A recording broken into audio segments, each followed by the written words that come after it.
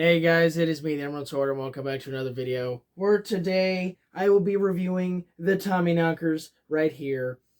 And yeah, the Tommyknockers is an interesting book. I mean, look how thick that is. I mean, wow. Also, just a fun fact: the Tommyknockers is my 27th Stephen King book. I don't know if you heard the air conditioning kick in, but it's fine. And yeah, so it's my 27th Stephen King book. And funnily enough, the audiobook is 27 hours long. So that's just pretty funny, I guess. Anyway, so the Tommyknockers was a turning point for Stephen King, both in his life and his writing. For his life, it was the last book that he wrote under his, I'm gonna say, drugs. Okay, it's drugs. That was the last book he published while he was under drugs, and then he became sober after that, and now he doesn't like it very much. I'll get into that later. But in terms of writing, this was his first, real science fiction book. There were a couple other, science fiction elements and other stuff, I guess you could call Firestarter sort of science fiction, I guess. But it was really more horror than anything. The Running Man, I think, is also, pretty sci-fi, too, but that was also kind of dystopian and stuff. But the Tommyknockers was the first real fully science fiction book that Stephen King wrote, and I liked it quite a bit. So what's it actually about? So it follows this girl named Bobby Anderson. She is a Western writer. She publishes Western books. And one day, while walking in the woods behind her house, she finds this large metal thing just stuck in the ground. She's like, okay, that's interesting. And this metal thing, it causes weird stuff to happen. I don't want to get into everything in there. Knowing Stephen King, some of it is pretty graphic, but it can de-age stuff from what I know. Like her dog Peter, he's an older dog and he has a cataract in one eye. He starts de-aging and he loses the cataract in his eye. So that's really interesting. So anyway, the first 4 chapters of the book is just kind of Bobby discovering the plate in the ground and starting to dig it up and slowly learns more about it.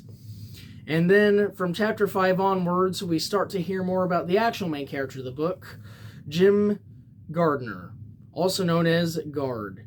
So basically, Guard, he's like an alcoholic, Stephen King, he's an alcoholic. And we meet him while doing poetry.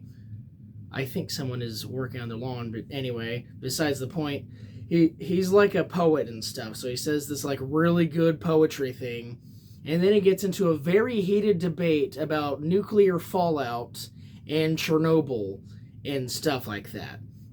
Anyway, he's also drunk and stuff, so then people kick him out. They don't want to talk to him. So anyway, he goes back to Maine. He's really hungover, but he goes to see Bobby, and then Bobby's like, "Yo, I found this thing. We should go look at it." So then they start digging, and then this is where the book stops focusing on Bobby and Guard for a while, and more starts to focus on the town. So if you've read Salem's Lot or it's kind of like that. It focuses on the town and the people of the town for a very long time, a good third of the book. So there's a lot of characters, and they all have their own stuff going on.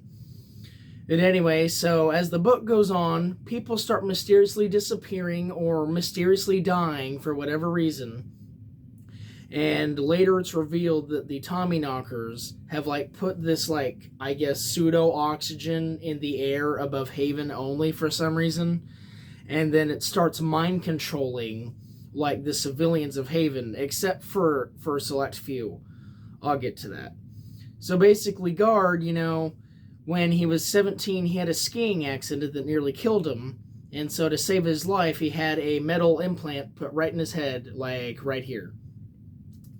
And so if you know about metal, it I guess doesn't react well, or it blocks radiation signatures or whatever. So Guard is basically immune to the Tommyknockers' mind control, and so are like one or two more people. And so they're like really the only resistance force that they have left against the Tommyknockers. So anyway, the book goes on. People start becoming Tommyknockers, like they're like transforming and everything. Like their skin is translucent. You can see like all their organs and stuff. It's really gross. And so anyway, Bobby's trying to kill Guard, so he kills her.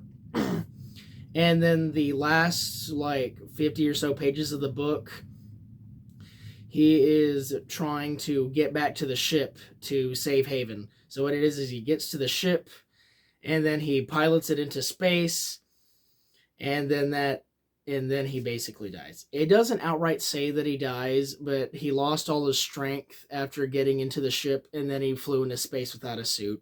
I think he's dead.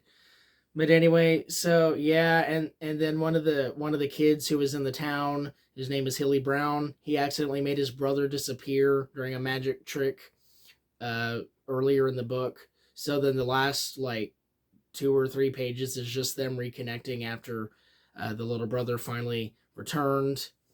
And so yeah, that's about the book. So you're probably wondering, what does all this mean? Stephen King kind of has hidden meanings in his book. So what does the Tommyknockers mean? I just looked that up before recording this video, and I'm ashamed to say that no one seems to know what the Tommyknockers is actually about. Well, I mean, of course it's about aliens, but I don't really know what the hidden meaning is, like I guess below the surface. I'm sorry, I tried, I just don't know what it's about. Overall, so since I said that this was Stephen King's last book on drugs, he hasn't liked the book very much since then. He used to like it, and then after he got sober, he was like, I don't really like the Tommyknockers book that much. And according to a lot of other Stephen King fans, they'll say it's also one of his worst. And I'll have to disagree. I actually really enjoyed this book. So what about the TV miniseries? I saw the TV miniseries. It was average, I guess. It made about it made changes, of course, but they weren't like drastic or anything. Overall, the miniseries was fine, but the book definitely goes into more detail. But I mean, yeah, I enjoyed the book. If that's a little long for you, it has like think just over 800 pages. So if that's a little long for you, then maybe skip this one. But if you like character work and town history and stuff, oh yeah, there's a lot of references. I'll get to that. And I think that you will enjoy this book. It has a lot of characters. It has very extensive looks into the town. It has aliens, so if you're into aliens, there's a plus for you. And yeah, so now let's get into the references. So I was wondering if the Tommyknockers was in the Dark Tower universe, like a lot of other Stephen King books are. And I have to say that it is, for very specific reasons. First of all, there are offhand jokes about vampires, which as I mentioned, is like Salem's Lot. This book is actually quite a bit like Salem's Lot, if you think about it. There's also talking about people going to Derry. You know, Derry wasn't it, and surprisingly, the Running Man, which I just covered in that video. And, yeah, and then this one character sees Pennywise looking at him through the sewer, which is very creepy, and it's even funnier knowing that it came out in 1986, and the Tommyknockers came out in 1987, so that's pretty funny. 1 year after it, Pennywise returns again. And then surprisingly, really interesting, we're all kind of on the fence about whether or not Firestarter's in the universe or not. It turns out it was. So the evil organization in Firestarter called The Shop, it has like 1 or 2 references in the Tommyknockers. And at the end of the book, when the Tommyknockers ship goes away and like the oxygen goes away and stuff, they either delete themselves, I'm not going to say the other word, but they either delete themselves or they just give up and submit to testing. And then one of the testing facilities is The Shop, which Stephen King mentions had been previously burned down by a child, which is, of course, the climax to Firestarter.